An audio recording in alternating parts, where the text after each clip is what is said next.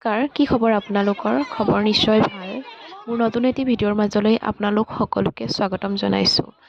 দুপাবৰীয়া আৰু চেতিয়া গাঁৱৰ নৱৰূপা মহিলা সমাজৰ উদ্যোগত ৰঙালী বিহু সন্মিলনত অনুষ্ঠিত কৰা ৰচিতনা প্ৰতিযোগিতাৰ এই প্ৰতিযোগীসকলে অংশগ্ৰহণ কৰিছে আমাৰ গাঁৱৰে বৌ আৰু ভাইটিসকলে। আৰু এইফালে দেখিছিলে ৰছীডাল হৰুৱাইভাৱে ছিঙিয়ে থাকিলে।